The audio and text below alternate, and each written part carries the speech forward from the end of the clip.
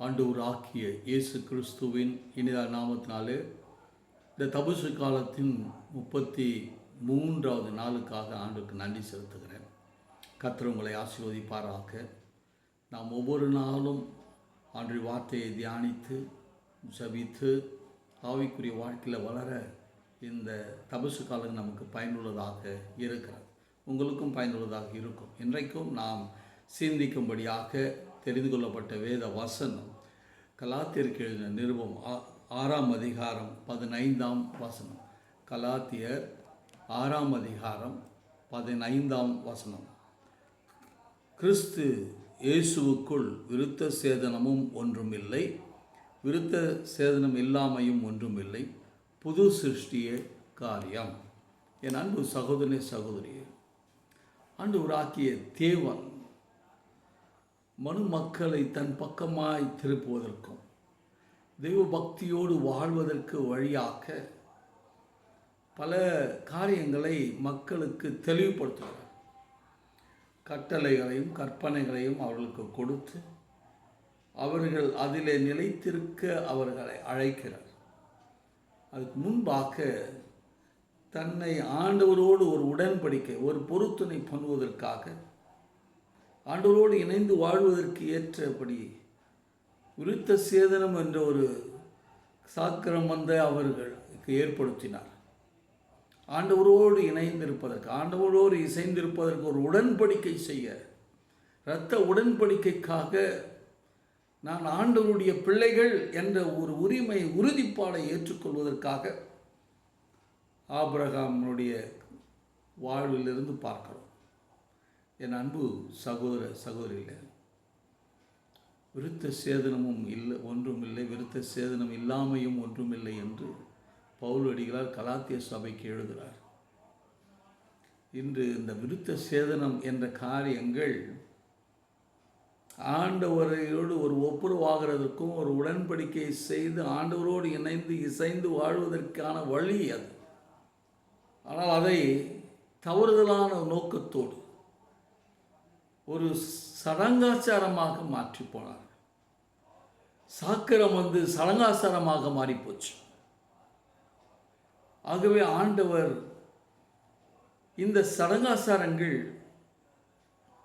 இது வழக்கம் போல நடைபெறுவது, இதற்கு ஒரு தெய்வ பக்தி இல்லை, தெய்வ பயம் இல்லை, இந்த சாக்கிரமத்துக்குள்ளே வந்த பிறகு, இந்த உடன்படிக்கைக்குள்ளே வந்த பிறகு ஆண்டவரோடு இணைந்து வாழணும், இசைந்து வாழணும் என்பதை விட்டுவிட்டு தன் இஷ்டம் போல வாழ ஆரம்பித்தார். அங்கு ஆண்டவர் முதன்மையான இடம் இல்லை, ஜாதிக்கு முதலிடம் வந்துச்சு, மொழிக்கு முதலிடம் வந்தது. நாங்கள் இவரை சார்ந்தவர்கள் அவரை சார்ந்தவர்கள் என்று பிரிவுகள் பெரிதாய் தோன்ற ஆரம்பித்து விட்டது. நான் இந்த நாட்டை சார்ந்தவன், நான் அந்த நாட்டை சார்ந்தவன் என்று பலர் இந்த ஆண்டவருடைய திட்டங்கள் சட்டங்களை தவறுதலான வழியில் பயன்படுத்த ஆரம்பித்து விட்டார்கள். அது இந்த விருத்த சேதனம் என்பது ஒரு ஐக்கியத்தையும் உறவுகளையும் ஏற்படுத்துவதற்கு, தெய்வ பக்தியும் தெய்வ பயத்தையும் கொண்டு வருவதற்கு, ஆண்டவரை தேடுகிறதற்காக, ஆண்டவரோடு இணைந்து வாழ்வதற்காக, ஆண்டவரை போல பிரதிபலிக்குவதற்காக ஏற்படுத்தப்பட்டது. அது பிரிவினைகளை உண்டாக்க ஆரம்பித்து விட்டது. அது மத பேதங்களை உண்டாக்க ஆரம்பித்து விட்டது. ஆதி திருச்சபைக்குள்ள பலவிதமான பிரிவினைகளை ஏற்படுத்த மக்கள் ஒருவருக்கு விரோதமாய் ஒருவர் பேசுவதும் செயல்படுவதும் பல நிலைகளில் அன்பு தணிந்து போச்சு. ஆண்டவருக்கு கொடுக்க வேண்டிய இடம் உலகத்தை சார்ந்த காரியங்களுக்கு முக்கியத்துவம் கொடுக்க ஆரம்பிச்சிட்டாங்க. அதனால தான் கலாத்திய சபைக்கு பவுலடிகளார் எழுதுகிறார், விருத்த சேதனமும் ஒன்றுமில்லை, விருத்த சேதனம் இல்லாமையும் ஒன்றுமில்லை. யாரெல்லாம் ஆண்டவராகிய இயேசு கிறிஸ்துவை அறிந்திருக்கிறார்களோ, தெரிந்திருக்கிறார்களோ, விசுவாசிக்கிறார்களோ அனைத்து மக்களும் ஆண்டவருடைய பிள்ளைகள் என்ற உணர்வை ஏற்படுத்துவதற்காக இந்த வார்த்தைகளை அவர் பயன்படுத்துகிறார். யோவான் எழுதின சுவிசேஷம் 1ஆம் அதிகாரம் 12ஆம் வசனத்தில் அவரை விசுவாசிக்கிறவர்கள் எத்தனை பேர்களோ அத்தனை பேர்களும் அவருடைய பிள்ளைகளாகும்படி அதிகாரம் கொடுத்திருக்கிறார் என்று எழுதுகிறார். அவர் விசுவாசிக்கிறவர்கள் ஆண்டுடைய பிள்ளைகள்.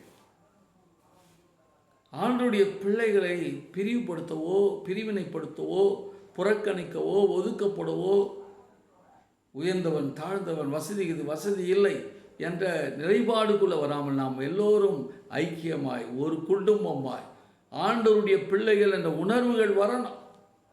இதைத்தான் பவுல் அடிகளார் மூலமாக கலாத்திய சபைக்கு எழுதுகிறார். இறை மக்களே, இந்த சட்ட திட்டங்கள் இவைகள் பிரிவினைக்காக அல்ல, அதன் மூலமாக ஆண்டவரை அறிந்து கொள்ள வேண்டும், ஆண்டவரோடு இணைந்து வாழ வேண்டும், ஒரு ஐக்கியம் உறவுகள் பலப்படணும் என்பதற்காக, இதன் மூலமாக தங்களுடைய விசுவாசம் நம்பிக்கை உறுதிப்பட வேண்டும் என்பதற்காக இவைகளெல்லாம் ஏற்படுத்தினோம். ஆனால் அவைகள் பயனில்லை.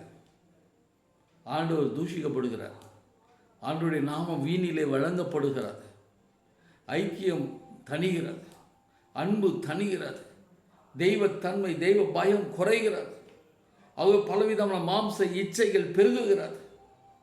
இவைகளை உணர்ந்துதான் பவுலடிகளார் அழகாக திருச்சபையாரை உறுதிப்படுத்தும்படி கிறிஸ்து இயேசுவுக்குள் விருத்த சேதனம் ஒன்றுமில்லை, விருத்த சேதனம் இல்லாமையும் ஒன்றுமில்லை, புது சிருஷ்டியே காரியம் என்று எழுதுகிறார். ஏனென்றால் 2 கொரிந்தியர் புஸ்தகம் 5ஆம் அதிகாரம் 17ஆம் வசனத்தில் பவுல் அடிகளார் திருச்சபையாருக்கு எழுதுகிறார். ஆண்டவர் தெளிவுபடுத்துகிறார், ஒருவன் கிறிஸ்துக்குள் வந்துட்டா புது சிருஷ்டியாய் இருக்கிறான், பழையவைகள் எல்லாம் ஒழிந்து போயின, எல்லாம் புதிதாயின என்று எழுதுகிறார். என் அன்பு சகோதரனே சகோதரியே, இந்த வார்த்தை தியானத்தில் கலந்து கொண்டிருக்கிற நீங்கள் எப்படி இருக்கிறீர்கள்? எங்கே இருக்கிறீர்கள்? சுயநலக்காரர்களாய் மாறி இருக்கிறீர்களா? பலவிதமான காரியங்களை முன்வைத்து ஆண்டவரை புறந்தள்ளி உலகத்த காரியங்களுக்கு நீங்கள் முக்கியத்துவம் கொடுத்து என் ஜாதி, மதம், மொழி, இனம், இந்த கலாச்சாரங்கள், உலகத்துக்குரிய காரியங்களை முக்கியத்துவப்படுத்தி கொண்டு சுயநலக்காரர்களாக வாழ்ந்து கொண்டிருக்கிறீர்களா?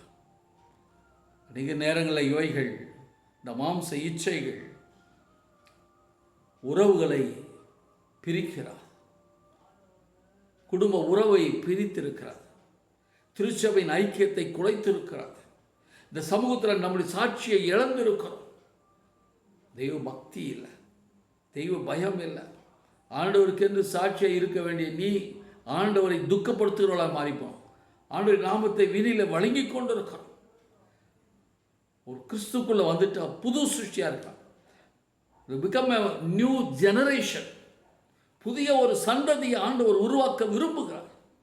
கிறிஸ்துவுக்குள் வந்துட்டா இந்த உலகத்துக்குரிய காரியங்களுக்கு அடிமைகளாக இல்லாமல் நாம் பரலோகத்துக்குரியவர்கள், கடவுளுடைய பிள்ளைகள் என்ற உறவுகளுக்கு முக்கியத்துவம் கொடுத்து எல்லோரையும் சகோதரிகளாக ஒரு குடும்பமாய் நாம் ஆண்டவரை பிரதிபலிக்கிறவர்களாக மாறணும், புது சிருஷ்டிகளாக மாறணும், ஆண்டவருடைய சாயலை பெற்றவர்களாய் நான் மாறணும்.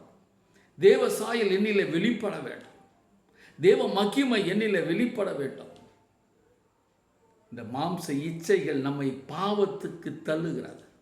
இந்த பாவம் நம்மை தேவ மகிமை அற்றுள்ளாக்குகிறது என்று ரோமருக்கு எழுதிய நிருபம் 3ஆம் அதிகாரம் 23ஆம் வசனம் தெளிவுபடுத்துகிறது. என் அன்பு சகோதரனே சகோதரியே, இந்த பாவம், மாம்ச இச்சைகள், சுயநலங்கள் இந்த உலகத்தை சார்ந்த காரியங்களுக்கு முக்கியத்துவம் கொடுக்கிறது, என் தேவனை விட்டு விலக செய்கிறது, தேவ மகிமை அற்றவர்களாக மாற செய்கிறது.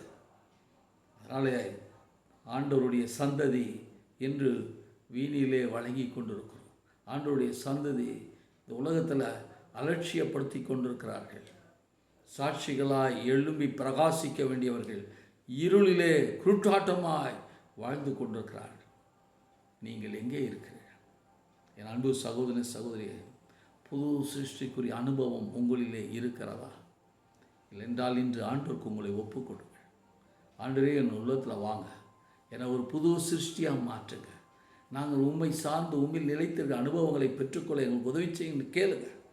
நான் உங்களுக்காய் செபிக்க விரும்புகிறேன். இந்த தபசு காலத்தின் 33வது நாளில் நாம் ஆண்டவரை தேடுவோம், ஆண்டவரோடு பயணிப்போம், தேவ ஆசீர்வாதங்களை பெற்றுக்கொள்ள உதவி செய்வோம் என்று ஆண்டவரத்தில் கேட்போம். ஆண்டவர் பெரியவர், அவர் நல்லவர், உங்கள் வாழ்வில் ஒரு அற்புதங்களை செய்வார். ஜெபம் செய்வோம். எங்களை நேசிக்கிறதான அன்பின் தகப்பனே, இந்த தபசு காலத்தின் 33வது நாளுக்காக நன்றி செலுத்துகிறோம் சுவாமி. ஆண்டவரை மட்டும் எங்களை நடத்தி வருகிறீர், நன்றி. இந்த தபசு காலங்கள் எங்களுடைய விசுவாசத்தின் அளவீடு ஆண்டவரை ஆழப்படுத்தி கொண்டிருக்கிறேன், நன்றி படைக்கிறோம். இந்த தியானத்தில் என்னோடு இணைந்திருக்கிற ஒவ்வொருவருக்காக செபிக்கிறையா.